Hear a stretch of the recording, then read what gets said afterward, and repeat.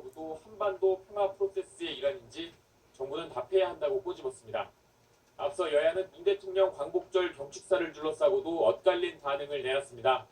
민주당은 진정한 광복이 평화경제를 바탕으로 통일을 이루는 데 있다고 호평했지만 한국당은 말의 성찬으로 끝난 허무한 경축사라고 호평했습니다. 지금까지 국회에서 전해드렸습니다. 도널드 트럼프 미국 대통령이 지난 6월 30일 김정은 북한 국무위원장과의 판문점 회동이 성사된 과정을 상세하게 밝혔습니다. 트럼프 대통령은 자신이 트윗으로 만남을 제안한 지 10분 만에 김 위원장으로부터 전화가 걸려왔다고 말했는데요. 이 소식 김원배 기자가 보도합니다. 트럼프 대통령은 현지 시각 15일 뉴햄프셔 지역 라디오 방송과의 인터뷰에서 지난 6월 30일 김정은 북한 국무위원장과의 판문점 회동 성사 뒷이야기를 소개했습니다. 트럼프 대통령은 자신이 한국으로 간다는 것을 떠올리고 나는 북한 바로 옆인 한국에 가면 바로 근처에 접경이 있다는 생각을 하게 됐다며 어떻게 하면 김정은에게 연락이 닿게 할지 아무도 몰랐다고 말했습니다. 트럼프 대통령은 나는 한국으로 간다. 당신이 잠시 나를 만나기를 원한다면 만나자는 트윗을 올렸다고 당시 상황을 설명했습니다. 그러면서 그는 10분 만에 전화를 했다고 말했습니다. 이어 그건 가장 말도 안 되는 일이었다. 믿기 어려운 일이었다며 그리고 우리는 좋은 만남을 가졌다고 말했습니다. 트럼프 대통령의 이번 언급은 북미 정상 간에 한라인 소통이 이루어지고 있음을 시사할 수도 있는 대목이어서 주목됩니다. 다만 트럼프 대통령 특유의 과장화법을 고려할 때 김 위원장으로부터 한라인으로 직접 전화를 받은 것인지 아니면 북측으로부터 연락이 온 것인지는 확실치 않다는 관측도 있습니다. 트럼프 대통령과 김 위원장은 지난해 6월 제1차 정상회담 당시 서로 직통 전화번호를 교환한 것으로 알려졌으나 그 이후 이들이 실제로 한라인 소통을 해왔는지에 대해서는 공식적으로 확인되지 않았습니다. 또 트럼프 대통령이 이번에 언급한 10분 만에도 정확한 시간을 가리킨 것인지 아니면 그만큼 빨리 화답이 왔다는 것을 강조하기 위한 표현인지는 불분명해 보입니다. YTN 김원배입니다. 일본산 수입 석탄재에 대한 방사능 검사 강화에 이어서 수입 폐기물 세종에 대해서도 이달부터 방사능 검사가 추가로 강화됩니다.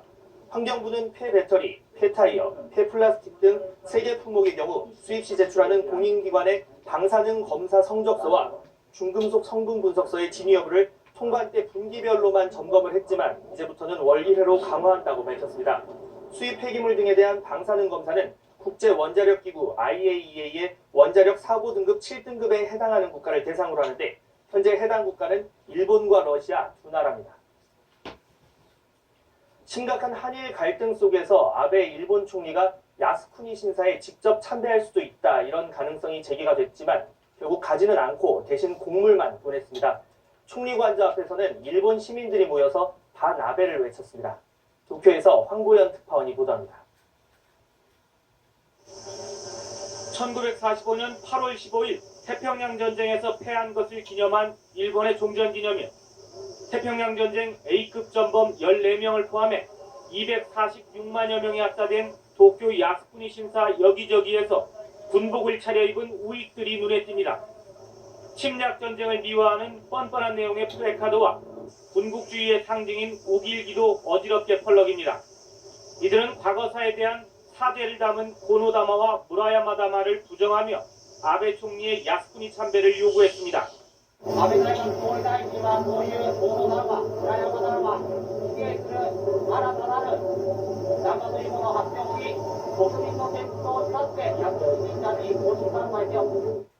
아베 총리는 그러나 직접 참배는 하지 않았습니다. 이나다 도모미 자민당 총재 특별보좌관을 통해 대신 공문을 보내며 자신의 뜻을 전했습니다. 我が国の平和と繁栄が祖国のために命を捧げたご英霊のおかげであると感謝と敬意を表しますということです。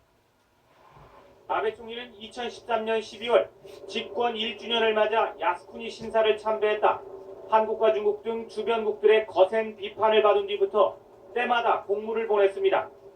이번에도 직접 참배하지 않은 것은 우리나라와 중국의 반대가 심하고 특히 오는 10월 새 일왕 즉위의식이 예정된 점, 그리고 내년 초 시진핑 중국 국가주석 국빈 방문을 추진하고 있는 점이 고려된 것으로 분석됩니다.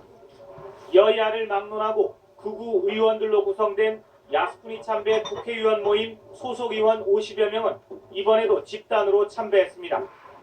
일본의 보수 우익 인사들이 하루 종일 야스쿠니 신사로 달려간 것과는 대조적으로 일본의 뜻있는 시민사회 인사들은 이곳 도쿄 총리 관저 앞으로 모여들었습니다. 역사를 부정하며 우경화로 달리는 아베 내각을 성토했습니다. 安倍政権が考えているような憲法改正というのも改正ではなく改悪になりますからとても賛成できるものではありません。 아베 정권이 한국을 마치 적인 양 내세우며 전쟁 가능한 국가를 향한 개헌에 박차를 가하면서 전쟁 반대와 평화를 외치는 일본 내부의 반아베 목소리는 더욱 커지고 있습니다. 도쿄에서 YTN 홍보연입니다. 중국 정부는 아베 일본 총리가 야스쿠니 신사에 공문을 보내고 또 일본의 일부 극우 의원들이 집단으로 참배를 한 것과 관련해서 역사에 대한 잘못된 태도라고 비판했습니다. 화춘잉 중국 외교부 대변인은 기자들의 관련 질문에 대해서 보낸 답변에서 중국은 일본 측이 야스쿠니 신사 문제에 대해 소극적으로 대응한 것에 대해서 주목하고 있다면서 이같이 밝혔습니다. 화춘잉 대변인은 특히 이번 일은 일본 정계 일부 인사들의 역사에 대한 잘못된 태도가 다시 반영된 것이라고 지적했습니다. 지난 2분기에 삼성전자가 전 세계 낸드 플래시 메모리 반도체 시장에서 점유율 30%대를 회복한 것으로 나타났습니다. 시장조사 웹사이트 D램 익스체인지 자료를 보면 올해 2분기 전 세계 제조업체의 낸드 플래시 매출 합계는 107억 8,700만 달러로 전분기와 비슷한 수준을 유지했습니다. 이 가운데 삼성전자는 16.6% 증가한 37억 6,600만 달러를 차지해 점유율 34.9%를 기록했습니다. SK 하이닉스 매출액도 8.1% 늘었지만 2위인 일본 도시바, 3위 미국 WBC, 4위 미국 마이크론의 매출액은 감소했습니다.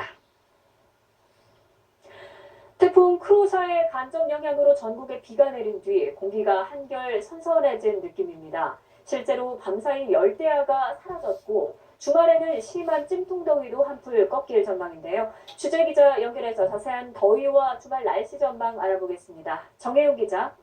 네, 기상팀입니다. 네, 밤사이에 부는 바람이 모처럼 좀 시원하다라고 느끼신 분들 많을 것 같습니다. 심한 더위 이제 한풀 꺾인 건가요? 네, 견디기 힘든 밤더위와 사람 체온 호돈의 심한 찜통더위의 고비는 넘긴 것으로 보입니다. 밤사이 영남 일부를 제외한 대부분 지역에서 열대야가 사라졌고요. 오늘 아침 서울 최저 기온이 23도로 8월 들어 가장 낮았습니다. 낮 기온은 서울과 대전 31도, 전주 30도, 대구 34도 등으로 영남 지방을 제외하고는 폭염특보 기준 이하에 머물겠습니다. 특히 주말과 휴일에도 서울 낮 기온 30도 정도로 큰 더위는 없겠고 밤사이 열대야도 없을 전망입니다. 기상청은 주말과 휴일 대체로 맑겠지만 내일은 대기 불안정으로 곳에 따라 소낙성 비가 내리는 곳이 있겠다고 밝혔습니다. 다음 주에는 북태평양 고기압의 영향권에서 대체로 맑고 후텁지근한 여름 날씨가 예상됩니다. 다만 35도를 크게 웃돌면서 사람 체온을 넘나드는 심한 찜통더위는 줄어들 것으로 전망됩니다. 지금까지 YTN 정혜윤입니다.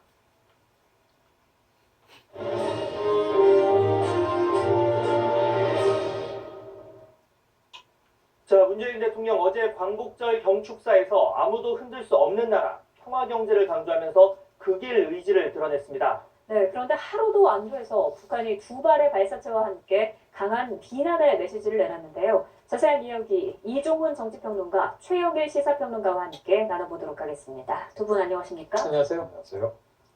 네, 어제 광복절 경축사 핵심은 반일이 아니라 극일이었습니다. 그래서 평화경제에 방점이 찍혔는데 북한은 비난 일색의 평가를 지금 내놓고 있습니다. 여기에 정치권 반응까지 이어서 나오고 있는데 먼저 들어보고 대답 나눠보겠습니다. 이 고비를 넘어서면 한반도 비핵화가 성큼 다가올 것이며 남북 관계도 큰 진전을 이룰 것입니다. 당과 북의 역량을 합친다면 각자의 체제를 유지하면서도 8천만 달의 세상을 만들 수 있습니다. 평화와 통일로 인한 경제적 이익이 매우 클 것이라는 점은 분명합니다.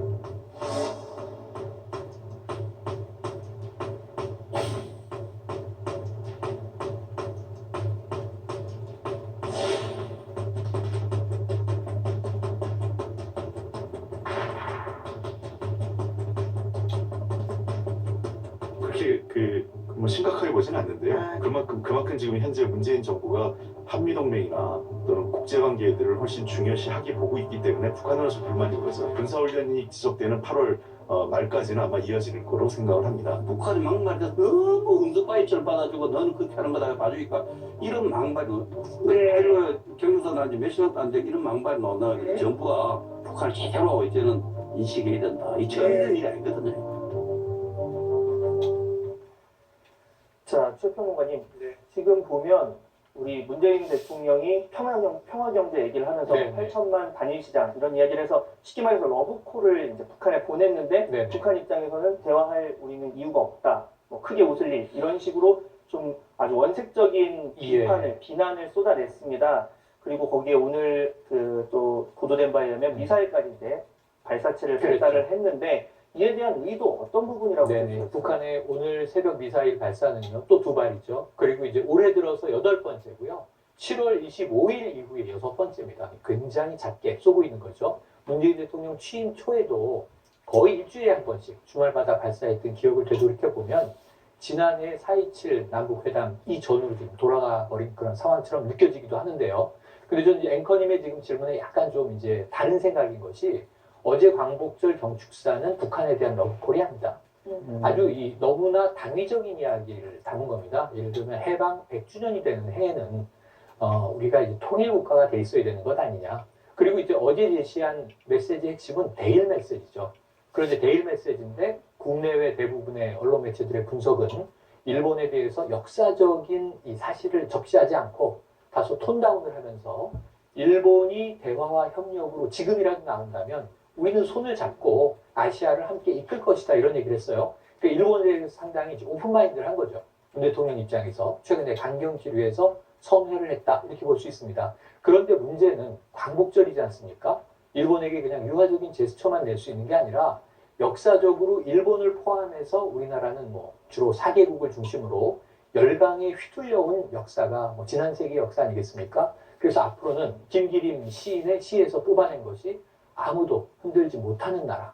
사실은 아무도 흔들지 못하는 새 나라입니다. 굳건한 나라를 만들겠다. 그래서 이 백범 김구 선생님도 나의 소원에서 이야기한 그런 문화 강국을 만드는데 구체적인 3가지가 있어요. 첫 번째로는 경제 강국이 되겠다. 두 번째로는 교량 국가가 되겠다. 세 번째로 이 평화 경제로 그러한 기반을 닦겠다. 근데 이거는 제가 보기에는 민주평화당의 논평처럼 너무 좋은 연설인데 어떻게 how to가 빠져 있다. 그렇죠. 어제 아마 제가 본 경축사의 뭐 세세한 내용을 다 뭐 경제개발 5개년 계획처럼 담기는 어려웠을 거예요. 화두만 던졌는데 여기에 대해서 북한은 러브콜이 아닌 겁니다. 우리의 의사와 상관없이 일방적으로 어찌 보면 그들의 입장에서는 남조선의 대통령이 8천만 인구의 시장을 이야기했어요. 어찌 보면 세계 6위의 대국이 될 것이고 사실은 이 북한의 입장에서는 우리가 합의된 바도 없는데 통일국가의 비전을 먼저 이제 문재인 대통령이 제시해버리니까 안 그래도 그동안 삐져 있었던 상황이죠. 왜냐하면 지금 뭐 미국의 눈치를 보느라고 뭐 경제협력, 남북 간에 진행되는 게 없지 않느냐. 그런데 이렇게 멋있는 비전은 끄집어냈는데 우리하고 사전에 협의돼서 구체적인 확약이 된 것이 없지 않느냐. 개성공단을 열든지 금강산 관광을 재개하든지 그럼 미국 눈치 보지 말고 그동안 계속 그 얘기를 왔어요. 외세 눈치 보지 말고 우리가 할 수 있는 것은 우리끼리 하자. 근데 우리는 이제 거기 응하지 않고 있죠. 그 이유는 우리도 알다시피 한미동맹 때문입니다. 네, 경축사 내용은 잠시 뒤에 조금 더 자세히 짚어보도록 하고요. 일단 이런 북한의 행보가 전형적인 벼랑끝 전술이다 이런 분석도 나오고 있습니다. 한미훈련이 끝나면 이런 북한의 계속 남측을 자극하는 행보가 조금은 잦아들까요? 그런데 제가 보기에는 뭐 쉽게 태도 변화가 있을 것 같지는 않아요. 그러니까 오늘 뭐 그 내용, 북한 쪽에서 발표한 내용을 보더라도 앞으로 이 남한 당국자들하고 함께 앉을 일이 없다. 뭐 이런 식의 얘기를 지금 하고 있는 거 아니겠습니까? 그런데 전체적으로 보면 지금 뭐 등산에 비유하자면 깔딱고개를 넘어가는 상황이다. 라고 저는 생각을 합니다. 그러니까 지금 북한으로서는 어찌됐건 그 3차 북미 정상회담을 통해서 뭔가 성과를 좀 내야 하는 그런 상황이고 자, 그 전까지는 어찌됐건 그 최대한 협상력을 끌어올려야 될 필요성이 있는 거죠. 자, 이제 3차 그 북미 정상회담에서 그 뭔가 성과가 나온다라고 하는 것은 본인들 입장에서는 비핵화 부분 관련해서 상당한 포기를 해야 한다는 걸 의미를 하거든요. 자, 그러면 자신들이 내려놓는 대신에 뭔가를 더 많이 얻어내야 하는 그런 상황인데, 예. 사실은 얻어낸다라고 하지만 미국 정부가 뭐 자금을 대규모 자금을 내놓을 가능성은 희박합니다. 오히려 미국 정부는 한국 정부로 하여금 그 자금을 내놓도록 과거에도 그랬듯이 압박을 할 가능성이 높거든요. 결국은 우리 돈이 나가는 겁니다. 자, 그렇기 때문에 이제 단단히 각오하고 있어라. 헐값에 우리가 절대 안 팔린다라고 하는 얘기를 지금 계속 메시지를 전달하고 있는 거다라고 생각하고요. 자, 그런데 그러면 이 상황에서 우리는 계속 그러면 북한이 미사일을 쏘더라도 속수무책으로 있어야 하느냐? 그건 아니다. 자, 조금 전에 말씀드린 그런 구도이기 때문에 우리는 오히려 당당하게 북한에 대해서 이야기를 해야 하는 거죠. 그러니까 계속 우리를 이렇게 압박한다 그래서 우리 호주머니에서 돈 더 나오는 거 절대 아니다. 당신네들이 이런 식으로 할수록 우리는 더 인색해질 수밖에 없다라고 하는 것을 분명히 얘기를 해줘야 하는 것이고, 네. 그리고 우리 정부가 끝까지 만약에 안 되게 하겠다라고 마음먹으면 북미 정상회담에서도 실질적인 성과를 거두기 어렵다라고 하는 메시지를 분명하게 북한에 전달은 해야 한다. 이렇게 생각을 합니다. 네, 이렇게 문재인 대통령 어제 경축사에서 미사일 쏘는 상대와 어떻게 대화가 가능하냐 이런 야권의 비판에 대해서 네. 정면으로 반박하는 또 내용까지 있었는데 네. 오늘도 각 당 입장을 보면 여전히 여당과 야당 모두 도발은 좋지 않다 이런 원론적인 부분은 공통적이지만 네. 그 안에서 이제 미묘한 차이가 있는 상황입니다. 네. 아직도 그 시각이 많이 다른 것 같아요. 시각이 많이 다릅니다. 아까 이 박사님 말씀에 전 동의합니다. 거의 지금 7분 능선이나 9분 능선을 넘어가는 단계인데 이 북한에서 한 이야기를 우리가 아주 좀 뭐랄까요? 있는 그대로 해석을 하면 거의 이 국가 원수에 대한 모독이에요. 받아들일 수 없는 삶은 소가 웃을 일이다 등등해서 참 이게 민망한 얘기들이 많이 등장을 하죠. 이것을 이게 북한 정권이 낸 담화라고 볼 수 있겠는가 싶을 정도로 예. 정말 좀 이제 난감한 상황인데, 그런데 이게 또 한번 거리를 두고 다시 한번 보면 어떤 느낌이 드냐면 심하게 때를 쓰는 느낌이 듭니다. 네. 연애 관계에서 뭔가 내가 요구하는 것이 있는데 관철되지 않았을 때 정말 이런 식으로 나를 돌봐주지 않으면 헤어지고 말 거야라고 최후 통첩이나 엄포를 놓는 느낌까지 들거든요. 그런 해석들이 지금 많습니다. 전문가들의 분석이. 그렇다면 북한이 왜 이렇게 이제 때를 쓰는 것이냐? 사실은 이제 숨이 턱에 찼다 이런 느낌이 오는 겁니다. 네. 근데 여기서 정말 그러면 문재인 정부와 앞으로 남아있는 문재인 대통령 임기 동안 김정은 위원장이 테이블에 자리를 마주하지 않을까요? 그게 가능할까요? 그래서 아까 벼랑 끝 전술이냐고 물어봤는데 맞습니다. 지금 한번 마지막 카드를 던져보는 단계로 볼 수 있습니다. 근데 여기에 대해서 지금 여권이 바라보는 관점은 지금 틀어지는 단계는 아니다. 한미연합훈련에 대한 반대도 있고 또 좋은 시그널로 보면 아까 제가 이 평창 동계올림픽 이 전후에서 북한의 태도가 완전히 바뀐 걸 우리가 보지 않았습니까? 근데 다시 그 과거로 돌아가는 것 같지만 그 전에는 매주 도발했던 게 뭐냐면 핵 도발 아니면 ICBM이었어요. 지금은 모두 다 단거리 발사체입니다. 신형 광사포도 있고 이 신형 탄도미사일도 있죠. 또 이 미국의 에이텍 힘스를 닮은 미사일도 10일날 쐈고요. 오늘 쏜 것은 지금 재원 분석을 하고 있는 중입니다. 이랬을 때 모두 다 재래형 단거리 무기들이다. 이건 뭘 의미하느냐? 그럼 핵을 슬슬 내려놓을 준비를 하면서 아까 말씀하신 대로 하지만 우리가 다 발가벗을 수는 없다. 재래식 무기도 우리는 만만치 않다. 우리를 그렇게 허수이 보지 마라. 라고 하는 엄포일 수 있거든요. 이런 측면에서 여권은 조금 더 톤다운하고 지켜보는 입장이고요. 야당은 사실은 좀 일희일비하는 입장으로 보여집니다. 문재인 대통령이 그동안 그렇게 지난해 대화하고 세 차례나 만나고 이 6월 30일에는 트럼프 대통령과 함께 판문점에서 남북미가 또 회동하고 그랬는데 아무 소용없지 않느냐라고 바라보고 싶은 것이 또 야당, 특히 자유한국당의 시각이 아니겠는가. 그래서 이것은 일단 한미연합훈련이 20일에 끝나거든요. 그러니까 다음 주까지 좀 지켜보고요. 그 이후에도 도발이 이어지는지 북한의 진위가 무엇인지 사실은 다각적인 포석이 깔려 있는데 네. 이걸 좀 냉정하게 해석해서 대응해야 될 것 같습니다. 네, 미사일 발사를 두고도 이렇게 여야의 반응이 미묘하게 엇갈리고 있는데 어제 문 대통령의 광복절 경축사 대일 메시지 부분을 두고도 여야의 평가가 엇갈리고 있습니다. 들어보시죠. 우리가 만들고 싶은 나라, 아무도 흔들 수 없는 나라를 다시 다짐합니다. 지금이라도 일본이 대화와 협력의 길로 놓은다면 우리는 기꺼이 손을 잡을 것입니다.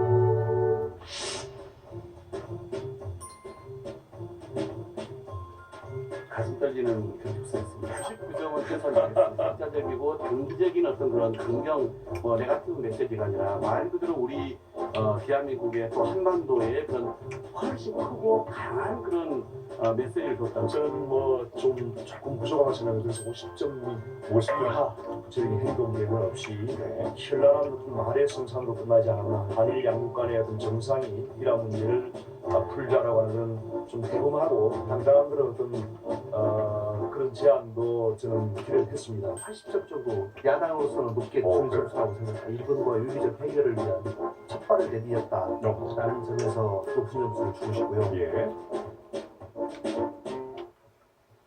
네. 영상 보신 것처럼 어제 경축사에 대해서 여야 의원들이 나름대로 평가를 좀 내놨습니다. 민주당 박홍근 의원은 99점, 굉장히 후하게 줬고요.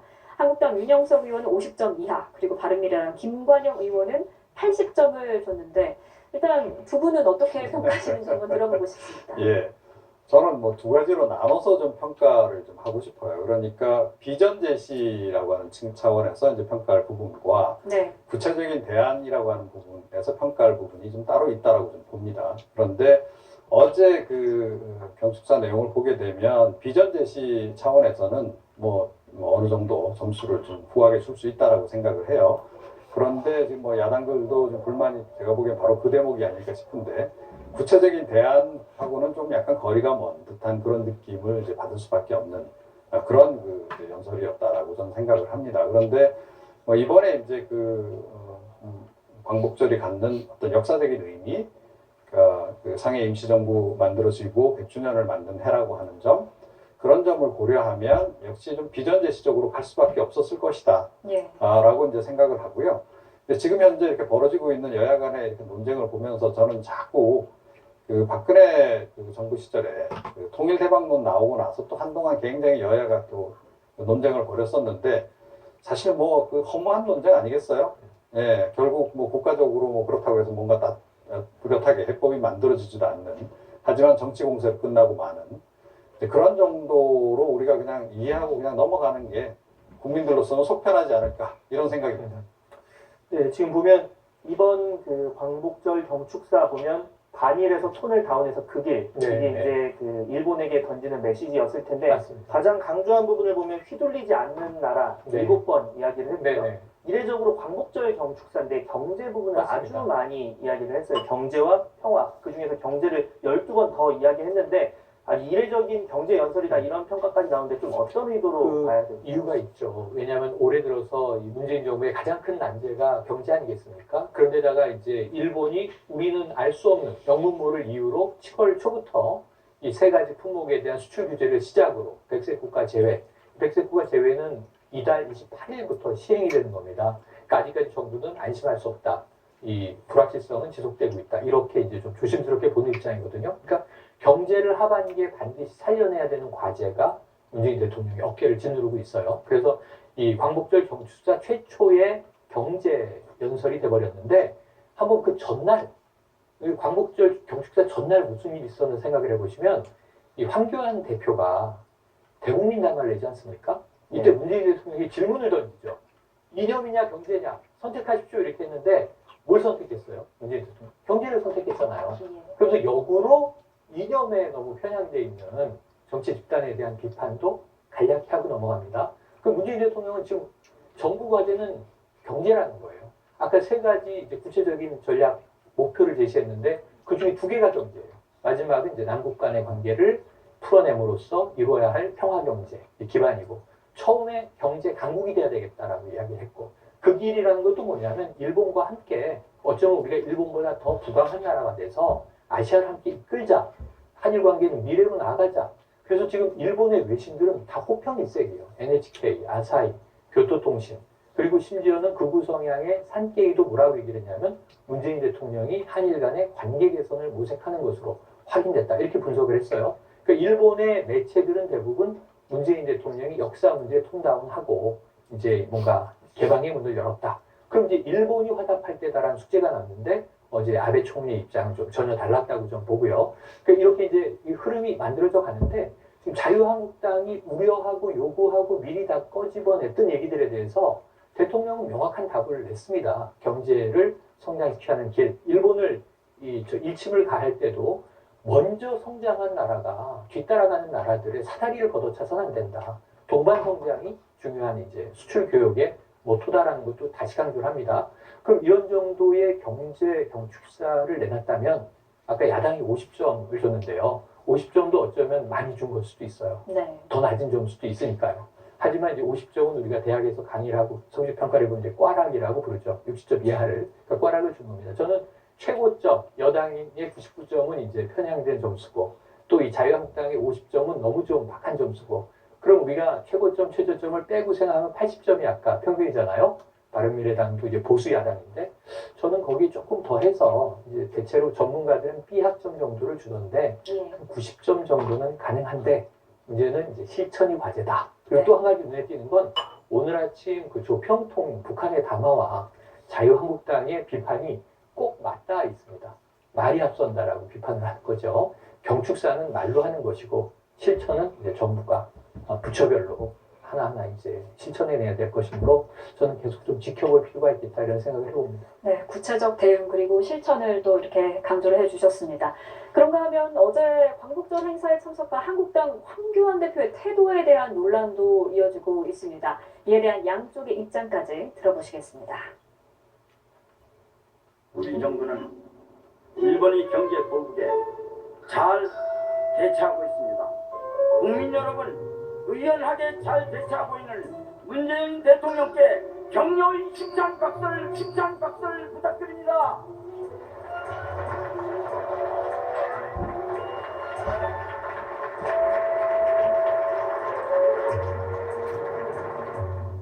제1야당 당대표의 무례함과 협량함에도 말문을 잇습니다. 우리 당이 조금은 마음이 거슬린 말을 하면은 박수 안 쳐도 야당 치면서 북한의 막말에 대해서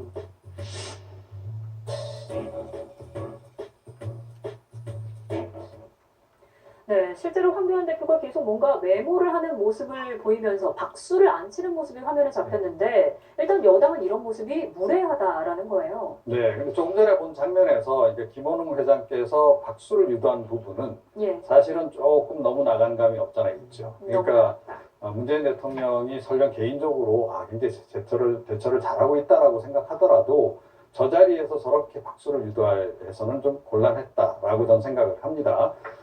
이제 저 대목에서 박수를 안 친 부분은 오히려 전 문제가 아니다라고 생각하고요. 예. 다만 이제 연설 중간중간에 이제 그 자연스럽게 박수가 이제 나오는 순간이 있잖아요. 그럼 본인도 공감되는 부분에서는 박수를 좀 쳐주셨더라면 훨씬 더 자연스럽지 않았을까.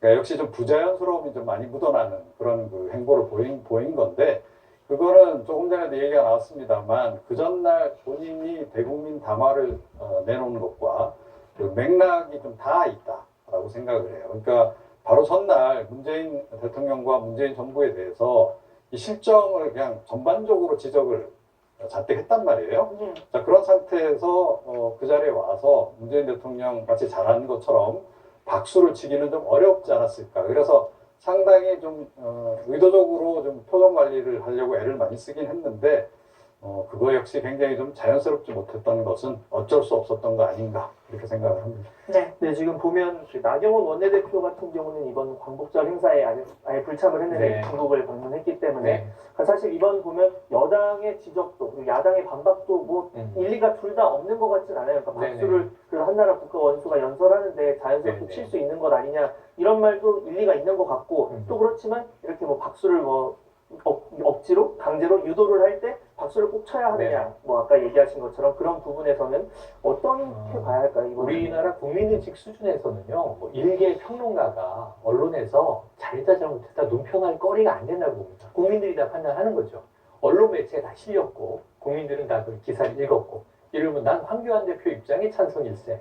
나는 광복 회장의 말이 옳다고 보내. 그래서 국민들이 알아서 판단할 문제잖아요. 우리가 획일적인 표준적인 규범이 있는 것은 아니다 이렇게 생각을 하는데 오히려 황교안 대표가 박수는 안 치셨을지언정 저 자리에 와서 배석한 것도 의미 있는 모습이에요. 저는 좋게 평가합니다. 다만 백승주 의원이 저는 여당도 이 황교안 대표의 박수 문제를 굳이 논평할 필요는 없었다 이렇게 생각을 해요. 국민들 판단에 맡깁니다. 이러면 되는데 논평을 굳이 했고요. 근데 논평을 한 이유가 좀 있다고 봅니다.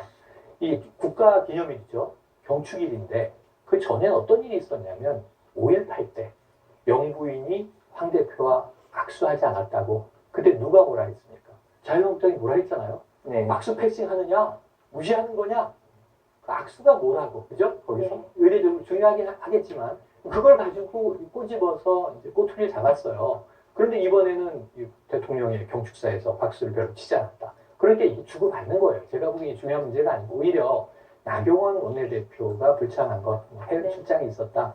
지난주에 말이죠. 인사청문회 날짜 잡는데 문희상 국회의장과 오신환 바른미래당 원내대표, 이인영 민주당 원내대표가 날짜를 19일에서 30일로 하기로 이제 합의를 합니다. 근데 여기에 나경원 원내대표가 불참을 해서 그 날짜가 확정이 안 돼 있어요. 아직도. 오늘부터 지금 다시 협의를 해야 돼요. 그 나경원 원내대표가 왜 그 국회 중요한 자리에 안 가셨을까 그랬더니 휴가 중이시라는 거예요. 저 깜짝 놀랐습니다. 상반기 국회가 뭘 했는데 휴가를 가십니까? 제가 국회의원들 여름에 휴가 가면 국민들이 정말 불편해하고 불쾌할 것이라는 말씀을 방송에서 여러 차례 드렸거든요. 예. 그런데 또 경축일에도 불참하시고 불참은 하셨는데 혹독한 논평을 또 하셨어요. 그 자리에서 직접 듣지 못하셨는데 그게 좀 과한 행동 아닌가 하는 생각이 듭니다. 네. 그래서 짧게 좀 보태면요. 나경원 원내대표의 이번 그 충칭 방문은 제가 보기에는 문재인 대통령보다는 황교안 대표를 의식한 행보였다라고 저는 생각을 해요. 네. 황교안 대표가 대국민 담화라고 하는 사실상 거의 뭐 그 대선 후보 그 담화문을 내놨단 말이에요. 저거 사전에 알았을 것이고 그와 관련해서 뭔가 좀 차별화된 본인만의 행보를 좀 보여야 되겠다라고 하는 그런 생각 때문에 이번 행보를 기획한 게 아닌가라고 생각을 합니다. 네. 대통령 광복절 경축사를 두고도 이렇게 여야 간의 설왕설래가 있었는데 인사청문회를 두고도 여야 간에 이렇게 격렬한 대립이 있을 것 같습니다. 조국 법무부 장관 후보자 이야기를 좀 마지막으로 해보겠습니다. 청문회가 다가올수록 조국 법무부 장관 후보자에 대한 각종 논란이 뜨거워지고 있는데요. 이번에는 사모펀드가 도마 위에 올랐습니다. 야권 비판이 뜨거운데요. 들어보시겠습니다. 깜깜이 사모펀드에 대한 그런 자기재산 56보다 많은 것을 출자하겠다는 것은 이게 심각한 게요. 예. 청와대 수석으로 임명되자마자 이러한 그 행위를 한 것입니다. 그래서 이러한 것이 과연 공직자로서 어떤 본분을 인식하고 있는 분인지 하는 것을 지적하지 않을 수 없고 지금이라도 문재인 대통령께서 좀 철회를 해주시길 바랍니다. 사모펀드에 74억 5,500만 원을 투자하기로 약정한 것은 조 후보자가 청와대 민정수석으로 취임한 지 2달 뒤의 일이었습니다. 무슨 돈으로 자금을 조달할 계획이었는지 상식적으로 납득이 되지 않습니다. 더구나 조 후보자 가족이 투자하기로